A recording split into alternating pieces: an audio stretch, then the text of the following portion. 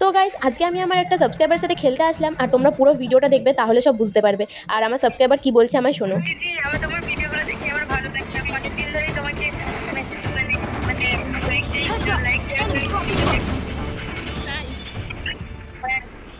Thank you. रुको जरा सबर करो बोला धक्का मुक्की नहीं करना সাবস্ক্রাইবার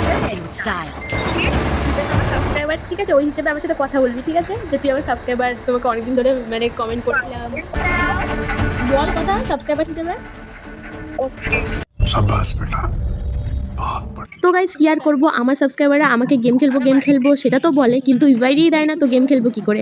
আর গাইস পিকেতে নেমেছি, কতক্ষণ যে বেঁচে থাকবো সেটাই হচ্ছে সব থেকে বড় কথা। তো বলতে বলতে পেছন থেকে একটা বান্দা, আর গ্লোবালটা লাগানো আমার খুবই দরকার ছিল, কিন্তু গ্লোবাল লাগানোর আগে আমি নক হয়ে গেলাম। আর ওকে আমি বলছিলাম গ্লোবাল লাগিয়ে আমাকে আগে রিভাইভ দে, তারপর তুই মার।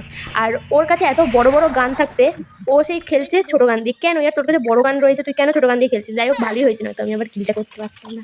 তো এখানে আমি একটু মেডি করে নিচ্ছিলাম, আর বলতে বলতে দেখি ও নক হয়ে গেছে। আর ওকে আমি ডাকছি রিভাইভ দেবো, তাড়াতাড়ি আয় দিকে। ও রয়েছে ওইখানে, আর বান্দা পাথরের উপর দিয়ে উঠে আমাদেরকে মারতে আসছিল, আর আমি কিলটা করে নিলাম। তো কিলটা তো আমাকেই করতে হবে নাকি? আর সাইড দিয়ে দিকে আরেকটা বান্দা, তো মানে পিকেতে নেমেছি গাইজ, কিছু খারাপ ভাববে না, ঠিক আছে? পিকেতে এতটাও প্রো প্লেয়ার হয়ে যায়নি যে পিকেতে বেঁচে ফিরবো। তো কী বলবো আর। আর তোমাদের ভিডিওটা কেমন লাগলো সেটা তো বলবে, আর আমার মিথ্যে কথাটা বলতে ঢপটা কেমন লাগলো সেটাও বলবে।